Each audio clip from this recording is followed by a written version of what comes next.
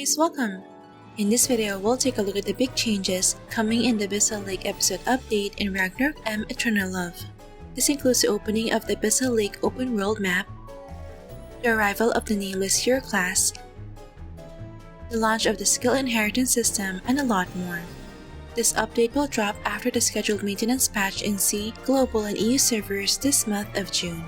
Alright, without further ado, let's begin.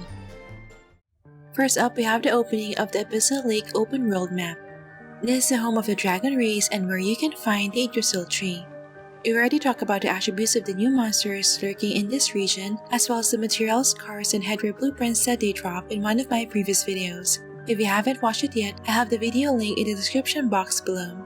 Various gameplay activities have also been added in Abyssal Lake. This includes the new main story quest, the hunt for Sylph's the Elf's treasure, the introduction of the Blue Wing Guard reputation system, and the Space-Time Matrix daily gameplay. Up next, we have the arrival of the Nameless hero class. The Nameless is a stealthy and mobile melee physical hero class that can summon clones, inflicting massive amounts of critical auto-attack damage. You can unlock this class after reaching the tier 3 built-in cross-job of the assassin class tree and using a job change voucher in the hero class interface. We already talked about the Nameless' skill mechanics and showcase his PvE DPS prowess in my previous videos. If you haven't watched those yet, I'll have the videos linked in the description box below. In addition, a limited time event is open for 1 month where you can collect various rewards upon leveling up the Nameless' core passive skill. Notably, you can get a Divine Enchantment gift box weapon upon reaching the max core passive level 7. Up next, we have the introduction of the new skill inheritance growth system. This new feature aims to break the boundaries of job classes, as you'll now be able to inherit and use skills from other job classes. We already talked about the skill inheritance system, including how to unlock, upgrade, and activate inherited skills, plus a breakdown of the first batch of skills available in one of my previous videos. If you haven't watched it yet, I'll have the video link in the description box below.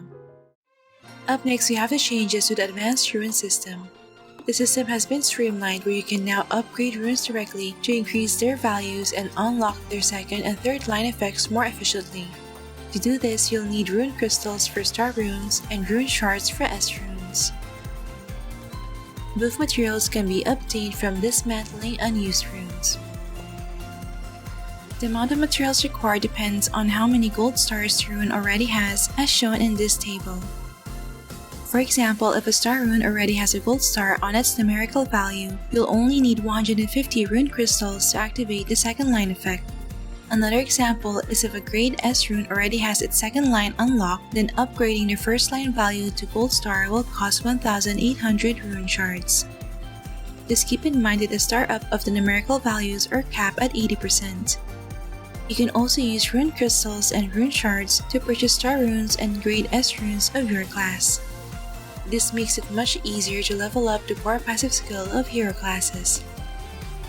Take note that advanced smelting, directional smelting, and rune carving functions have been removed from the rune interface, but you can still access all 3 functions by talking to Bane NPC in Frontera. Moreover, the conditions for rune activation has also been simplified, reducing the overall amount of small attribute runes needed. For instance, to activate the Nameless rune, you only need to place at least 1 red, 1 cyan, and 3 yellow runes in any of the small rune slots. Up next, we have the equipment memory tier up function where you can upgrade purple quality equipment memory to gold quality. To do this, you'll need 10 Eye of the Soul, a rare item that can be obtained from clearing the legend difficulty of Palace of Ghosts, Dark Finale, and Space of Time. Once upgraded, the basic attributes are doubled and an additional 4th line entry is unlocked, which you can freely select from the entry library. Here's the full list of attributes you can choose from. Only the first selection is free, but changing the 4th line later will cost 1 Eye of the Soul. Up next, we have brand new cards added to the game. First, the King of Assassination card can now be crafted via the Angeling NPC beside King Pouring. It is a footgear card that increases final damage by 5% and movement speed by 15%. When in hiding state, it grants additional 10% movement speed and prevents movement speed reduction. Thus is a good alternative to Moonlight Flower Star card for stealthy classes. To craft this, you'll need 1 Time Holder Star card, 1 Moonlight Tendrillion Star card, and 1 Horong Star card. Second, there's now a chance to obtain the Alien Zenubia card upon defeating Zenubia in Void territory. This new hardware card grants 8% skill damage to yourself and 2% skill damage to your teammates in the same map, which can stack up to 5 times. Hence, if all team members use this card, you'll all gain 18% skill damage. In addition, when you receive skill attacks, it lowers the skill damage reduction of enemies within 8 meters by 4% for 5 seconds.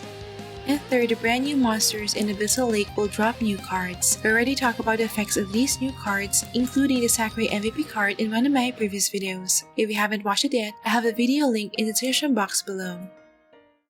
Up next, the 8th season of GVG for C server will officially begin on July 3 at 9 PM server time. It will last for 6 weeks until August 7. Guilds will be ranked based on the sum of their 4 highest scores. All the members of the champion guilds will be awarded the season mount and the season trophy.